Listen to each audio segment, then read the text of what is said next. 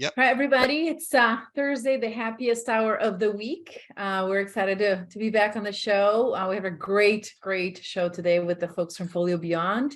We'll go a quick round of introductions. Cynthia Murphy, head of research for the ETF Think Tank. And Dan, why don't you introduce yourself? Dan Weiskopf. I am portfolio manager at Tidal Financial Group, also lead ETF strategist, where we help financial advisors build better portfolios. Just remember, structure matters. So do I hand it off to David from here? Go for it. I'll take it next. How's it going, everyone? David Chikansky here, fellow portfolio manager with this group. I focus on the Amplify Inflation Fighting ETF IWIN and the SoFi Be Your Own Boss Gig Economy ETF. I'll kick it off to our co-founder, Mike Venuto. Hey folks, Mike Venuto here. We got a lot of folks on today because we actually brought a team. We did a spaces with them a couple days ago, well, actually a couple weeks ago. And as a team, it went so well, we said we're going to bring on a team for the show. So Mike Venuto, co-founder of Tidal Financial Group, the entity behind the ETF Think Tank. Real excited to do what we do every Thursday, which is, get some thinking going in the world of finance while having some fun. We like to have a drinking word. Today it's going to be rates. And that's because we're speaking with our friends from FolioBeyond that are focused on a fixed income strategy that is really meant to deal with rising rates. So we're going to cover a lot of macro stuff and things like that, and then talk a little bit about the strategy, answer all of your questions. If you got a question or you want to be promoted up, put it in the Q&A, and then I'll bring you into the panelist where you'll be able to download one of our backgrounds, get access to the websites, all that fun stuff. So I'm going to introduce Yung Lim, my friend and partner, and some of our endeavors, and he'll introduce his whole team at FolioBeyond, and then we'll get right into it. Thank you, everyone. Yung, on you. Yeah, thanks, Mike, and the whole team. I'm Yung Lim, head of FolioBeyond. We've been managing our rising rates strategy, and we have fixed income model portfolios and other investment strategies. I'm here with Dean Smith, chief strategist and PM for our rising rate strategy, and George Lucaci, who's heading up our global distribution effort. Awesome. All right, so I'm going to kick it off, and then we'll start using the hand signals things, because I know inflation is the key to whether or not rates rise or not. Today we had a print that everybody is like going, "Oh my God, it's so much less than we expected," but it's still like a 6 handle. So what does all this mean? Like, what does this CPI print mean? What is this good news, bad news? Does this change anything in terms of the likelihood of continued rising rates? Let's just go around the horn with Yung and his team on that one first. Yeah, let me start by saying that although CPI number is important, it's one of a multitude of economic numbers that are being disseminated on a regular basis. So whether you talk to experienced macro traders or people who study this stuff day in and day out, you really have to look at 20, 30, or even more variables in aggregate and see how the changes in individual numbers affect the overall picture. So I would say the market has tended to overreact in either direction, given some of the uncertainty going on out there. I was a little surprised at the additional rally we had in the bond market, given that the numbers sort of came in almost as expected. But again, there are technicals involved. People tend to read too much into individual numbers. Now, a couple of things I like to point out that we should all keep in mind is that the correlation between equities and fixed income market has really changed dramatically since the bull market days pre last year, all the way up to 2021. Pre 2022, when you had positive economic news, the stock market rallied, and that sort of tended to bring bonds down. So you had that negative correlation, and the 60-40 portfolio sort of worked in a lot of different environments. I would say since 2022, that relationship has flipped for the most part, and now things are positively correlated. So like a day like today, stocks are up, bonds are up. In a portfolio context, you're supposed to diversify your risks. So I guess people have to keep that in mind as you navigate the uncertain times in the current environment. I'll take a pause there and let Dean and George chime in.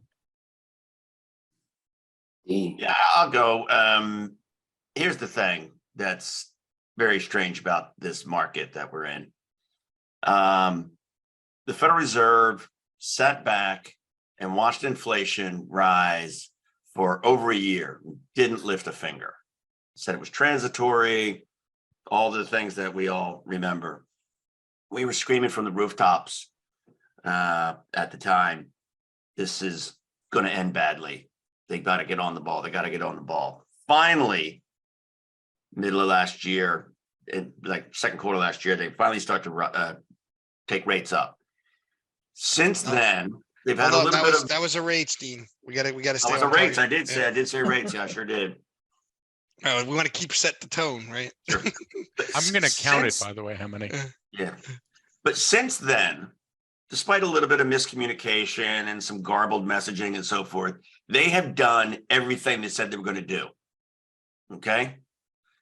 They right now are telling us explicitly Fed funds are going above 5 and they're going to stay there. They've said it over and over and over. Jay Powell has said it. Kashkari has said it. They've all said it.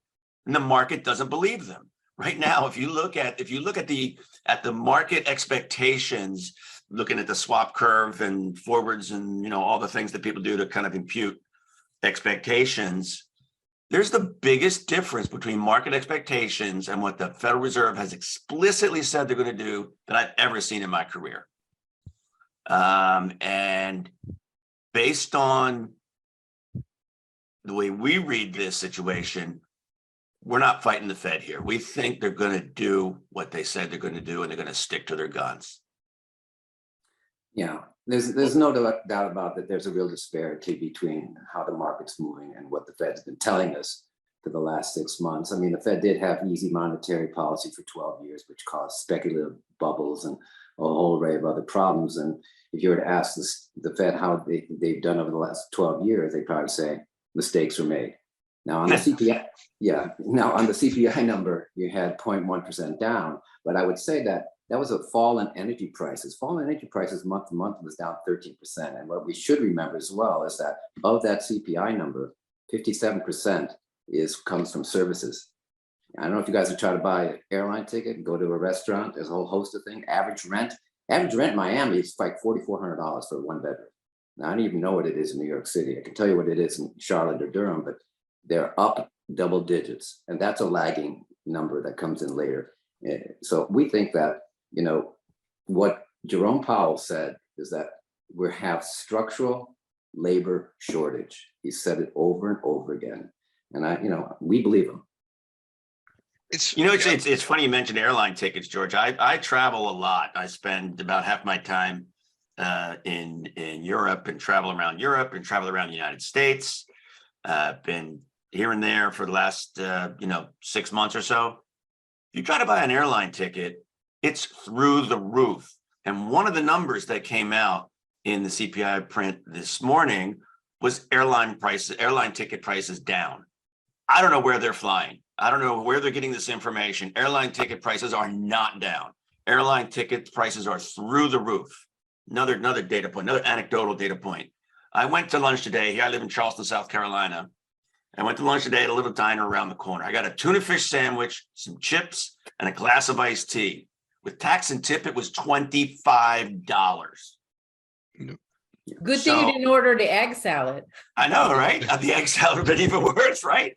I mean, if people living in the real world, we know Jay Powell doesn't shop for his own groceries probably, right? People living in the real world are seeing a very different picture than the numbers that are coming up on the Bloomberg screens once a month or once a quarter. It's the lived experience, to use a phrase that's really popular these days, is very different from what some of the official statistics are coming out. And people are hearing it. People in Congress and in Washington are hearing about it from the constituents. So this fight is not over. And I think you're right. Dean, they're going to stick to their guns. The Fed's going to stick to their guns. People are continuing to look to the pivot. They look through sub-chapters of every single statistic comes out, find something positive. They want to buy. They want to buy. And I think when he says that, again, I want to make the point, structured labor shortage, this is not resolved in 6 months or a year. This is a long-term phenomenon that they have to resolve. And it's not going to happen for a while. That's why we think, I'm not saying we're going to have double-digit inflation, but it'll be sustained. It'll be a problem. It'll be chronic. And the Fed's not going to pivot until they see labor doing something to help that number. And I don't have to tell anybody who lived in New York about the nurses' strikes or the numerous strikes throughout the country that we don't really see, being highlighted.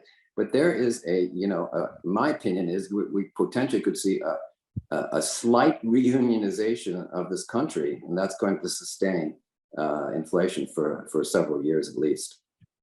All right, we're gonna go to David since you guys are bringing me down a little bit here. So I know there's solutions, but just scared the shit out of me. So David, I'm sure you're gonna make us all go much more excited here, right?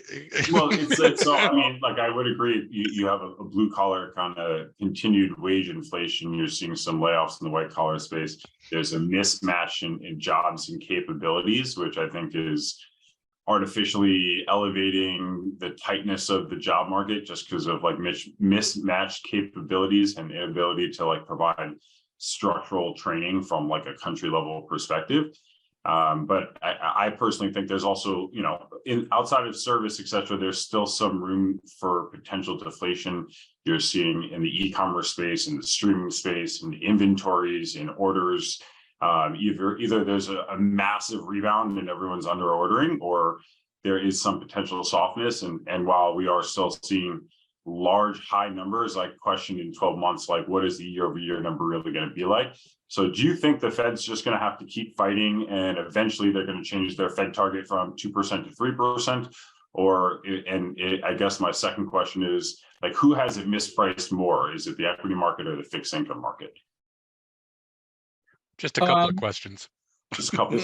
Those are very good questions, David. Right. I'll take the second part of the question first. In terms of who's right. The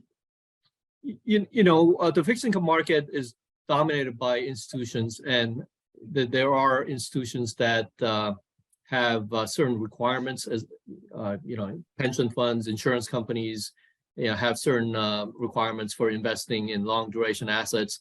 And they do that in a somewhat systematic manner. So you will see inefficiencies from time to time, but there are hedge funds that sort of try to bridge the gap and take advantage of opportunities. So that's a long way of saying that the fixed income market is going to show inefficiencies from time to time, but it generally tends to correct itself, over whether it's a month, 2 months, or 3 months. It all depends on the environment. So yeah. I think there are more checks and balances in the fixed income markets, but having said that, I think there are imbalances currently, namely the inversion of the yield curve. Historically, whenever you've had an inverted yield curve, it did not last a very long time, and the curve gets renormalized within 12 months or so. And a normalized steep yield curve makes sense, because when you invest in higher risk 30-year bonds as opposed to 5-year notes, you should be paid a higher yield. So this inverted yield curve is sort of unstable, and I think that'll eventually normalize itself, whether it's a bear steepener or a bull steepener. I think that'll eventually happen, and I guess that's my way of saying that there might be some temporary imbalances, but it should correct itself, within some reasonable time period. Now, in terms of the equity markets, my 2 cents is that the equity markets often tend to overshoot and undershoot more so, given the lack of institutional participation or the proportion of institutions participating. But that's just a high level opinion, and I guess there are different viewpoints on that. what Young is saying is that fixed income investors are smarter, more careful, and probably better looking than equity investors. Just I don't know about better looking, but he definitely said they were that's pretty much smarter. well understood out there, right? Yeah. But, I should have let you start, Dean. I want to get back to the labor issue again, and something else that we have going on that is being spoken in enough circles is the reshoring of U.S. manufacturing jobs. Whether you're Republican or Democrat, it doesn't matter. You got $20 billion semiconductor plant being put up in my home state, my old home state, Ohio. That's 10,000 jobs. So it's going to keep jobs, keeps unemployment lower, and I think wages higher than expected. The reshoring of America, I think, is a real phenomenon. George, that's important as a statement in so many levels. But because I've been waiting, I just want to cite one statistic because we were talking about airlines. Revenue from each seat flown a mile, a measure of passenger traffic and fares, increased 24% since 2019. So that's kind of like a stat to throw back on the airlines. That's from American Airlines. To the comment about Powell, staying the guns or holding true to what his statements, that's about credibility, right? If he backpedals, he loses complete credibility. I would say, George, you were talking last time we spoke about how cabs just increased their rates in New York City. It's still lagging, is my point. So yeah, yes. I'm in the camp that we're still seeing price increases through the system. And my last comment is, Mr. Venuto, I don't want a pay decrease. Okay, I'm not raising my hand, for that. You're mostly commissioned, so yeah, I don't know anybody who's willing to do that anyway, right? So I don't know how they go about handling that mismatch. So here's the crazy thing: everybody's getting a pay decrease, though. Real wages have been declining secularly for a while now. Yeah. Tell that to my wife. But also so much of the spending has been in the top 10% that have not spent on their wages. They've spent on their asset appreciation, which is no longer there, right? So there is some shock coming to the demand side that you're seeing from an overall basis. Everyone keeps quoting how well off the bottom quarter is historically. They have more cash than they ever have. There's still a lot of government programs to them. They're not the ones that are hurting. It's the middle class kind of white collar that's feeling their belt squeezed for the first time. Sorry, I jumped totally out of order. So let me know you're answering this question at the highest it's ever been. This is a jump ball show. I'm liking it. Yeah. Okay. What's the highest it's ever been, Dean? Credit card debt. Oh, credit card debt. Credit card debt. People are maxed out. Yeah, and savings rate is close to an all-time low, right? So it feels like people kept spending like it was 2020, and now they've burnt out on that a little bit, right? Yeah, I'm sorry. Go ahead. Yeah. I was going to say that, people, we tend to think of the economy in terms of broad aggregates, but there are some real distinctions in terms of the socioeconomic, strata that we have in this country. The people who own assets, probably most of the people on this call, hopefully, own stocks, own real estate, own bonds, have done very well. Okay. The Federal Reserve took it upon itself to inflate asset prices, and they've been doing it for 40 years. And that has created generational wealth amongst a segment of society that's doing just fine. It's that middle class group that we're talking about. It's the wage earners. It's the two income household that has not kept up. And those are the people that are struggling. And those are the people who are spending a very large portion of their income on the just daily expenses. They're the ones that are feeling the pinch on inflation. People on Social Security, people who are getting other sorts of benefits that may be indexed to inflation are feeling a little bit less of it. I'm not trying to suggest that, they're coasting or cruising here, but it's the broad middle class that's really getting pinched by this. They're getting less children, and by dint of being pinched, it's the middle class as we knew it growing up is diminishing. It's getting smaller and smaller all the time. It's just a fact. and Dan, I couldn't agree with you more. I mean, you're saying your wages are not keeping up with inflation, as Dean suggested, and I think that there is going to be some very specific changes. And once you have this political directive that we're getting to onshore these manufacturing jobs throughout the country, that's going to be part of the structural labor shortage that we're going to have. That's going to keep, I'm not going to say keep inflation sustained. I know I can't say certain words. So I'm going to go to an audience question that's still on this inflation issue.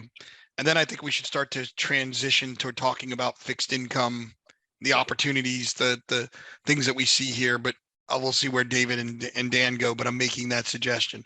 So we're actually going to go to a question that's in the Q&A from actually one of our favorite FinTwit Twitter accounts, Fried Chicken Finance.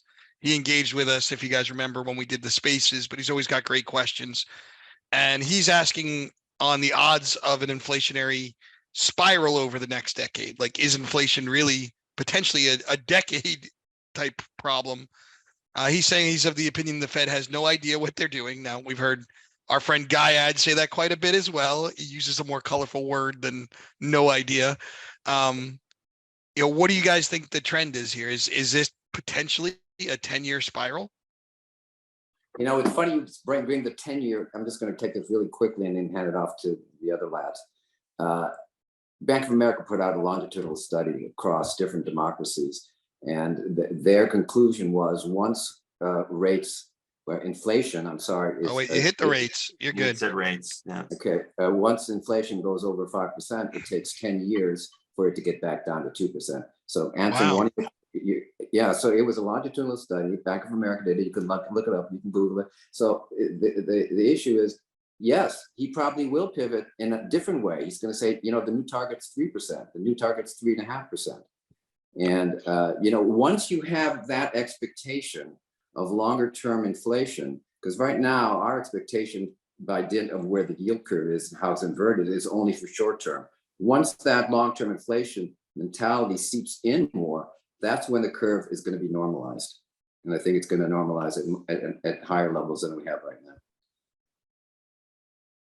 now. Just to add to that, I guess, overextended inflation is certainly a possibility, but the fact of the matter is nobody has a perfect crystal ball. So diversification, I think, is a key element of portfolio management. And, people talk about going back to a 60-40 portfolio, given where yield levels are, that kind of strategy has merits. But I would say that expanding on that and adding a component that's inflation focused, strategies that do better if inflation were to persist. I think adding, whether it's 10% or 20% of your portfolio to that type of exposure, I think is a good way to diversify your risk, especially in this current environment. What I'd like to talk about with people who pose the question of, is the Fed going to pivot? We think they're done. We think we've seen peak inflation. My response to that is, what if you're wrong? Do you really want another 2022 for your investors? It is when you hear people talk about, I heard somebody the other day basically say all in, push, all in, because the Fed is going to pivot, and this was, some knucklehead on TV. But that's crazy. That's just crazy talk. And it comes from, a generation of investment managers and investors who've never seen a real bear market in a secular bear market in rates. And I just said it there. And so, when we came up with our rising rate strategy, it was yes, because we think that we saw rates potentially, going up a lot more than the market expectation. But it's also, you need to manage risk. The idea of managing risk and reducing, tail exposures is one that kind of got lost in the last go around. I mean, we saw what can happen in tail risks not that long ago in 2008. Yeah. And that discipline and that scar tissue seems to have healed over pretty well, and people now are ready to go all the way back in, and we think that that's the American dream, right? Like you said, it's worked for 40 years. Yeah, it's worked for 40 years. Yeah. Right. But we our view is that, the question I was asked about the next 10 years.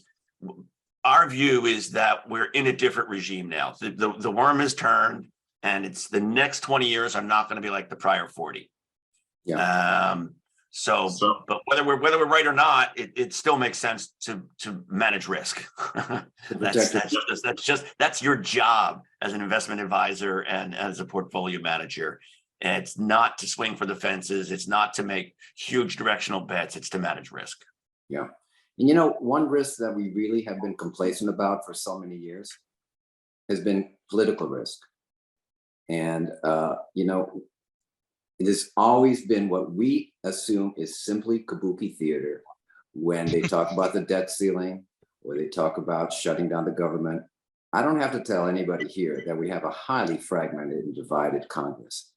For that to happen, I think it should be something that should be on people's radar again. It's not going to be kabuki theater anymore. I think it's something that you could have some more problems than you think politically. Really, I didn't catch that in that whole January 3rd week where for 5 days they couldn't make a decision. But David, you want to go now and let's get into the opportunities in the space. Well, yeah. One last crystal ball question, and then a very easy blocking and tackling question.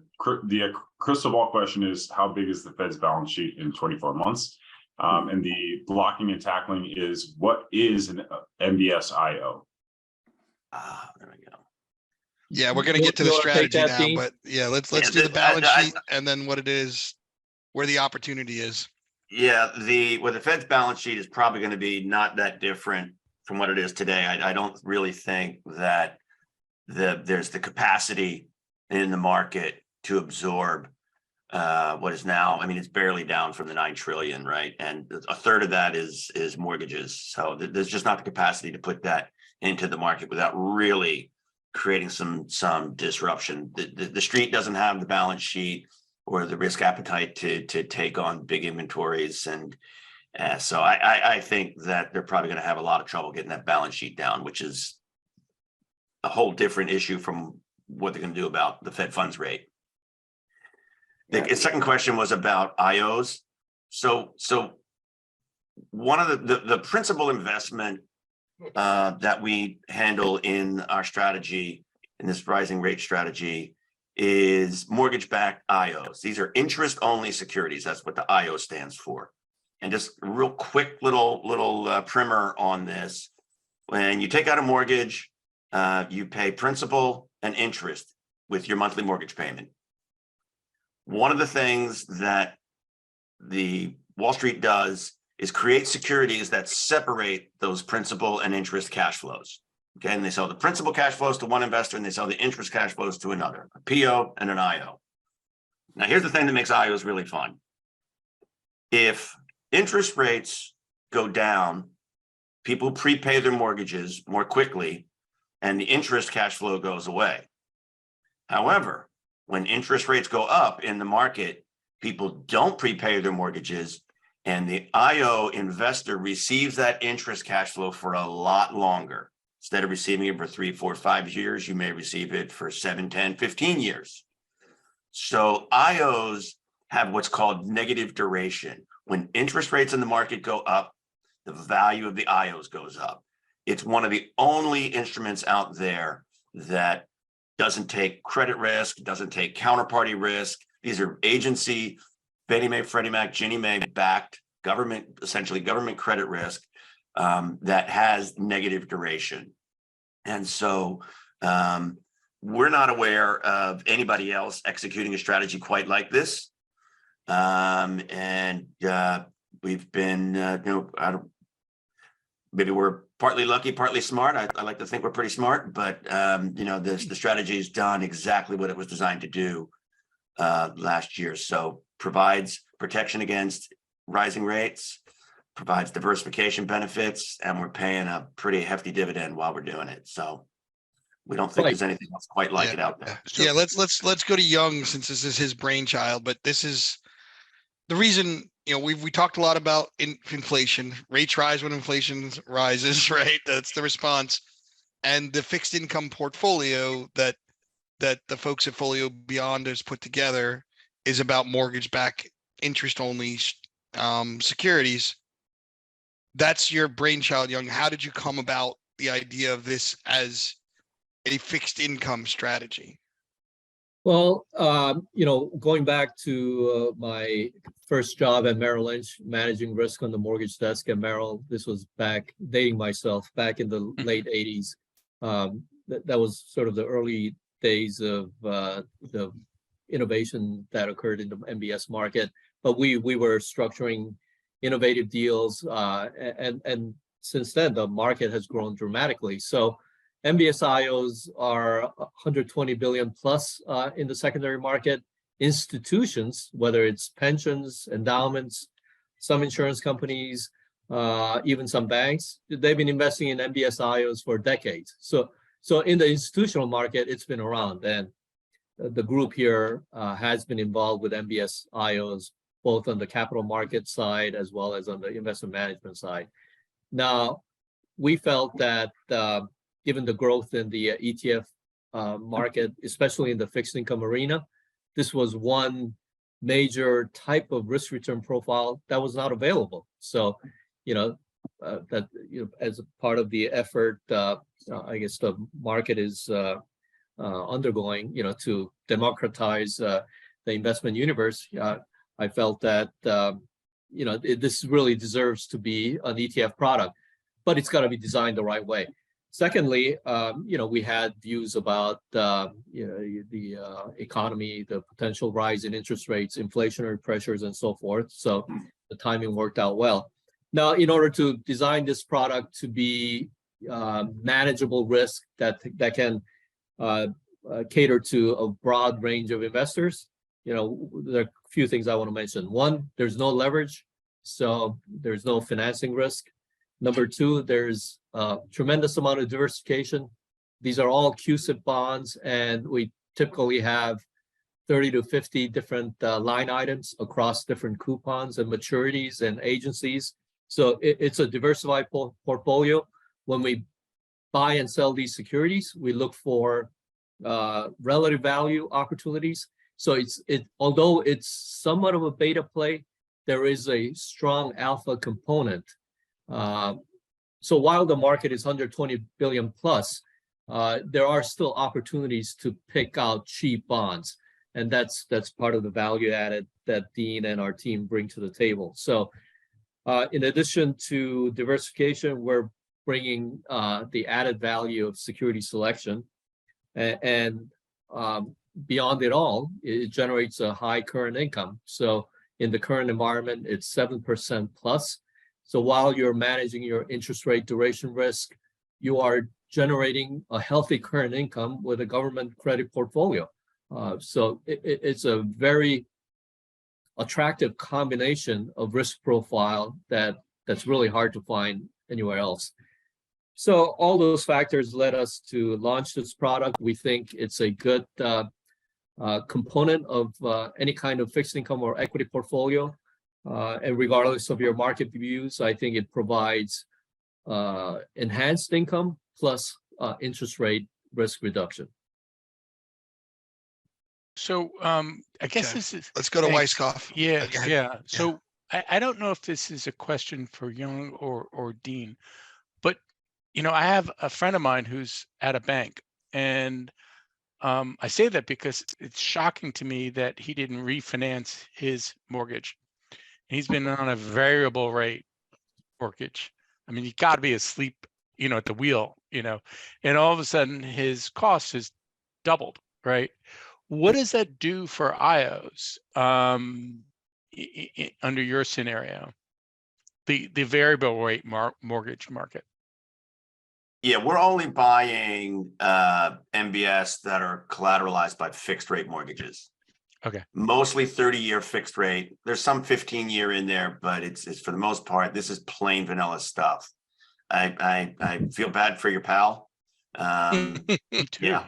And the reason is, it's not just as it gone up, it's not going back down anytime soon is the problem, right? I mean, so yeah, he's probably got, I don't know what his situation is, but yeah, that's unfortunate. But he's not alone.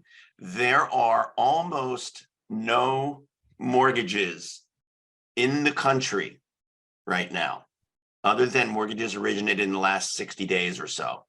Nothing originated before middle of last year is refinanceable. The average mortgage rate in existence out in the marketplace right now in mortgage-backed securities is around 3.35, 3 3/8, something like that. Wow. Okay, current mortgage rates are above 6. None of these loans are getting refinanced anytime soon. So your friend's not alone. No, he's not. Yeah, that's helpful. Thank you. I'll relay to him. He's not alone. Sorry.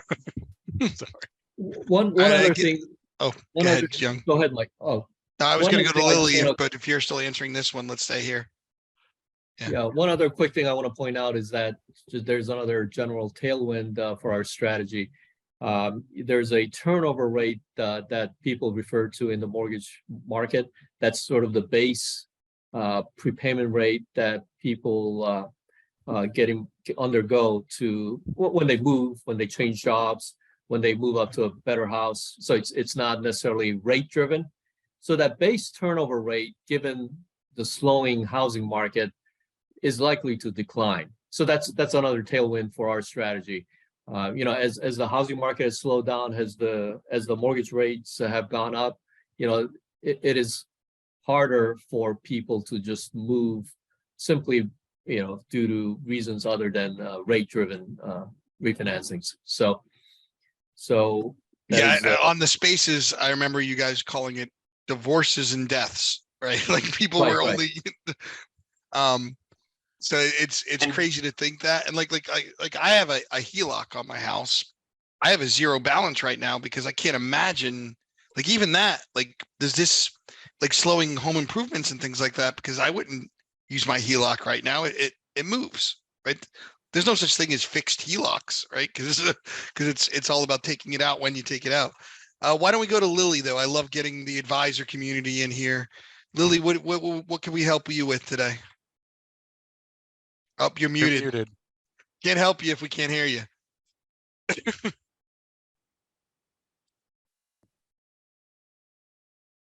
Okay, all right. There you are. Sorry about that.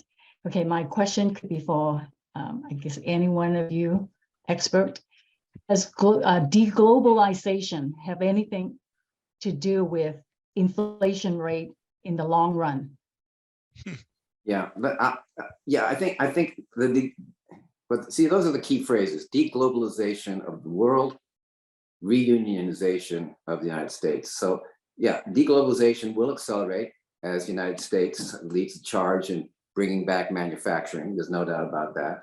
And they're going to want to reduce their dependence on China and a whole host of other countries, Democrat, Republican, it doesn't matter.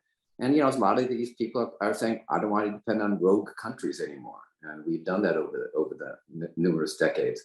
So I think not only will we deglobalize and bring back manufacturing jobs, but that's going to happen to other countries as well. So protectionism is back, and that is a long-term structural change because these people are going to want to get paid for the manufacturing jobs brought back.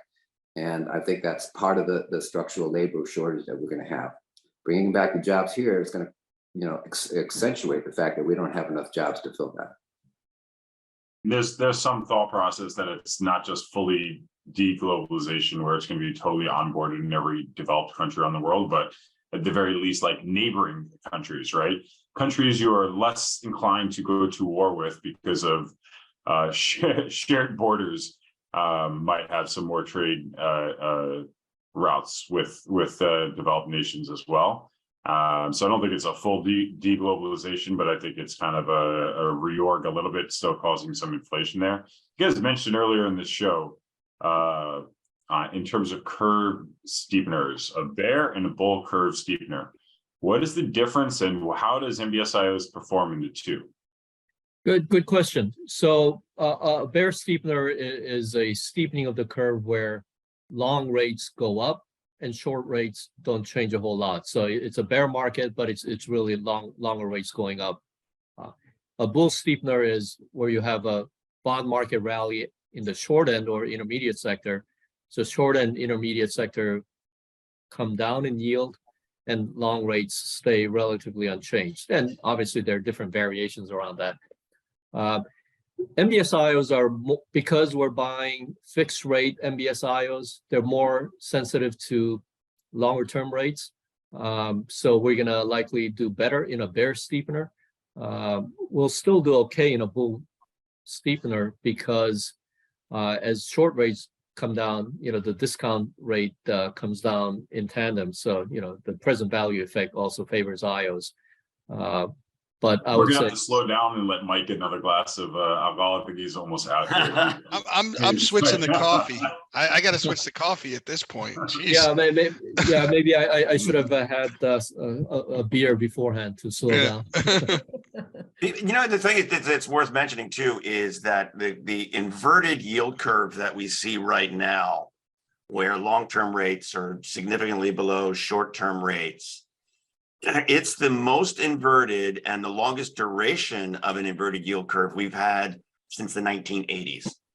This is really, and inverted yield curves play all kinds of havoc with the financial system, right? Because Young suggested a little while ago, that it's typical if you're taking more risk, taking longer term risks, you want to be compensated for that. Well, the whole banking system is predicated on funding with low short-term rates and then lending at higher long-term rates. Right now, that's not possible, right? The bank, you're gonna see bank profits already. They're already pre-warning that Q4 is going to be a whole lot worse.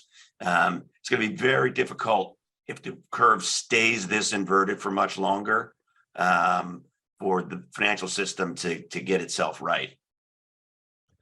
I think the drinking word for the 2020s so far is unprecedented, because it just keeps coming up. We're going to go to our friend Ray Shiner, and then I've got a question from Jane Edmondson that I want to bring up, or I'm going to read for her because she can't come up. So go ahead, Ray.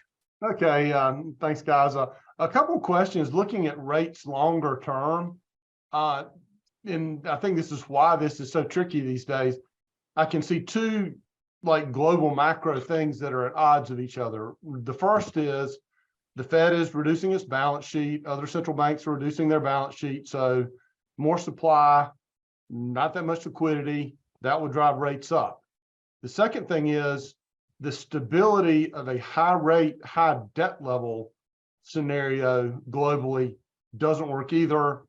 What Japan's done for the last decade or so. So what are your thoughts either for each of those type of just comments on each of those thoughts, or how they may interact together long term? Yeah, Japan's a bit of a special case. They've got an almost unique demographic problem, that with a very old population, essentially no immigration. And so consumption's been low for a long time. Savings have been high for a long time. And I don't like to compare. I don't think it's particularly useful to compare the long-term outlook for Japan with that of the U.S., which is still has a lot of growth prospects. We still have a ton of immigration, legal as well as illegal immigration. But longer term, if you look at history, which is kind of, all we have to go by, the average 10-year treasury rate over the last 50 years is 6.5%. And even if you throw out the Volcker years, okay, those were kind of a special circumstance. The average 10-year treasury rate for the last 45 years is 4.5%. The 10-year is not supposed to be at 2.5 or 3%. It's supposed to be 4.5, 5%. We think that's the long run central tendency. And we think we get there. I don't know if we get there 2023, but we certainly get there inside of 10 years. You know, sort of if you want to talk about the long term, it's a medium term return to normalcy, we think. You know, just a quick note on Japan. I'm sure you guys have seen that Prime Minister Kishida has asked businesses to raise wages that have been stagnant for so many decades. So that's going to be an interesting phenomenon over there in Japan, you know, actually raising wages. You know, wage price spiral, that's just a theoretical you know, thought. It's nothing that's real. That's what I've been hearing for the last year. Wage price spiral is going to be part of what we're going to be talking about for several years going forward. And BOJ just announced the first rate hike in like forever. Yeah, 19, yeah. So, all right, I guess it's my turn then now to jump in with Jane Edmondson, who runs EQM indexes and does a lot of things with us. She's got a question about, says, should all the folks with adjustable rate mortgages just hope for a recession? Because won't that just bring rates down? Like, is that where we are? I mean, it's a great question, Jane. So I'm going to let the folks at FolioBeyond handle that, since they've said rates too many times for me to answer it. yeah. Well, one strategy with adjustable rates that you know, I've heard people do, it's a little costly, is you just, you know, a lot of mortgage bankers may still offer teaser rates, you know, artificially low rates for the first 1 or 2 years, then it gets fully indexed. So one strategy is to refinance into a new teaser rate if you don't have a recession.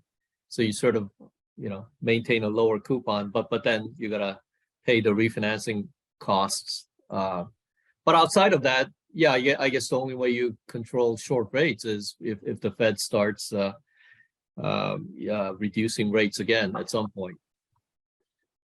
Yeah, I mean, I think it's worth pointing out. It's obvious, you know, when you say it, but the reason that they raise rates to bring inflation down is because that reduces aggregate demand. That's how this transmission function works. You raise interest rates, aggregate demand goes down, pricing pressure declines as demand and supply rebalance.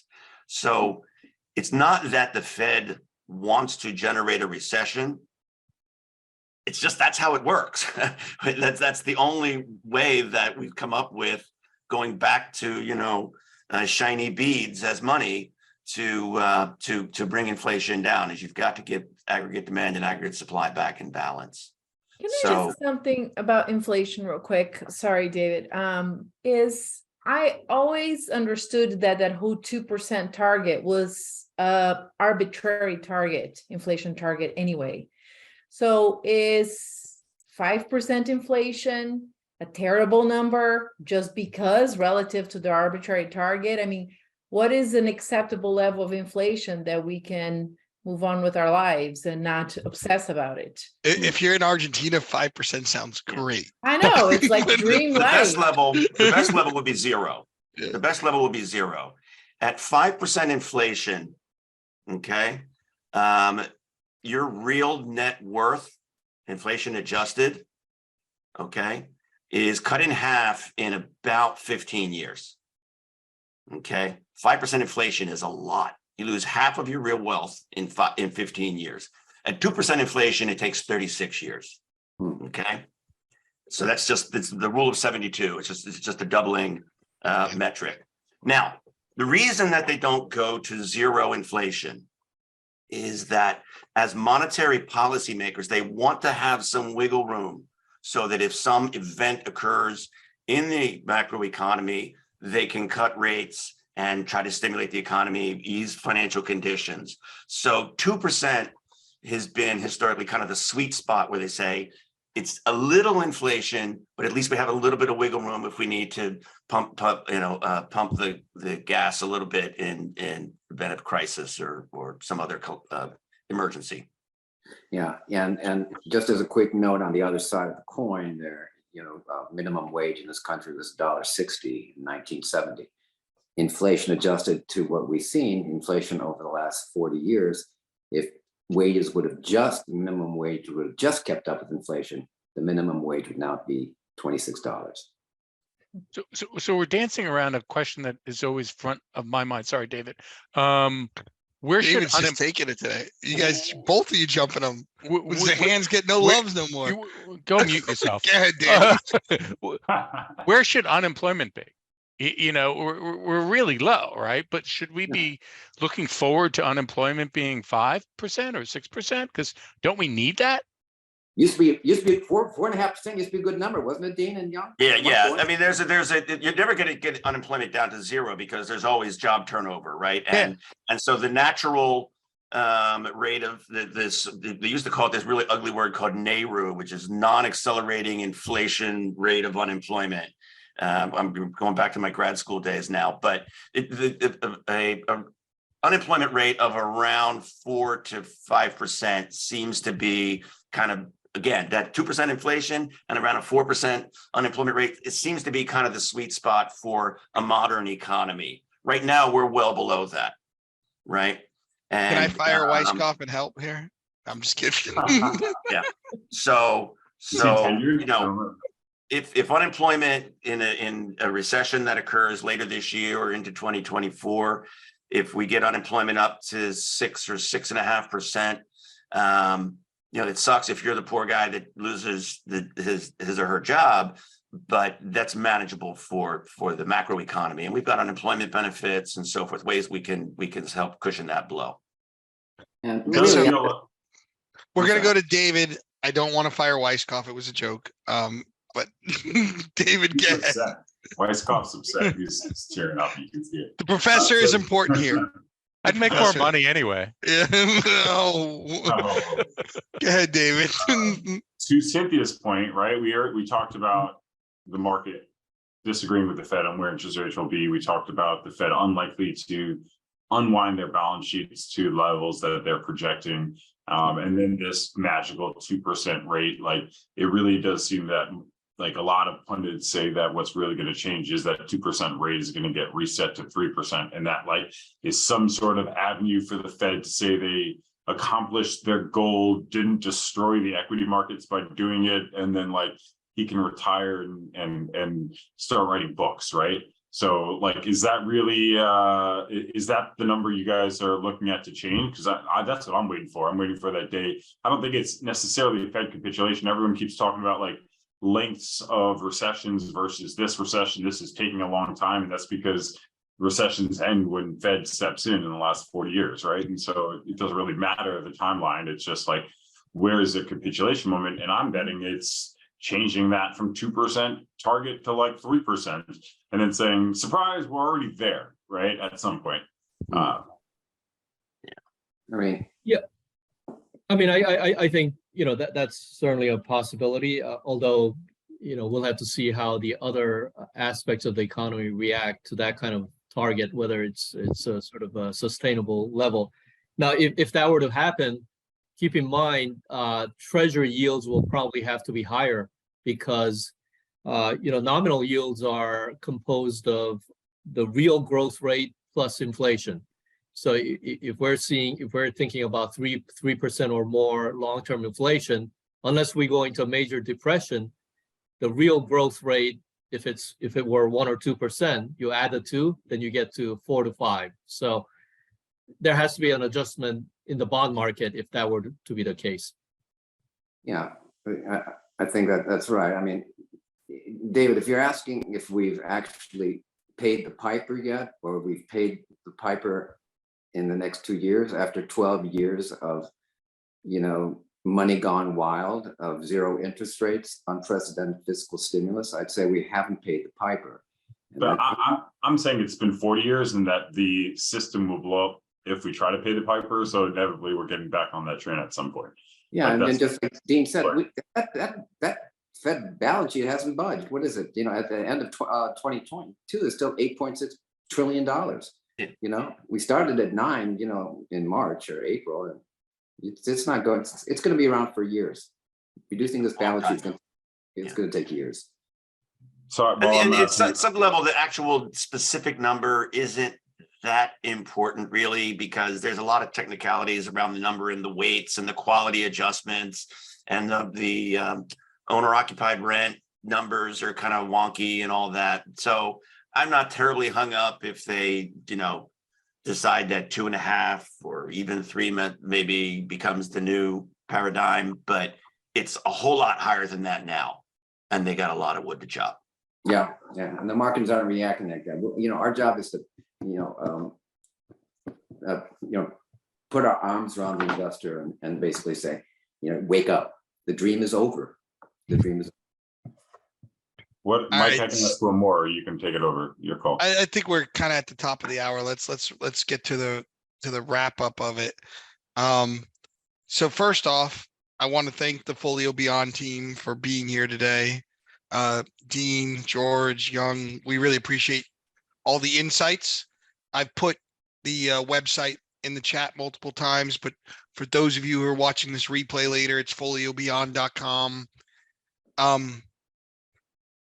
We've covered a lot about inflation. We've covered way too much about rising rates. But I always like to ask this question, because this is an important question to me, because I have found a lot of these strategies have come out, and many of them, we're not going to mention names, say they work all the time.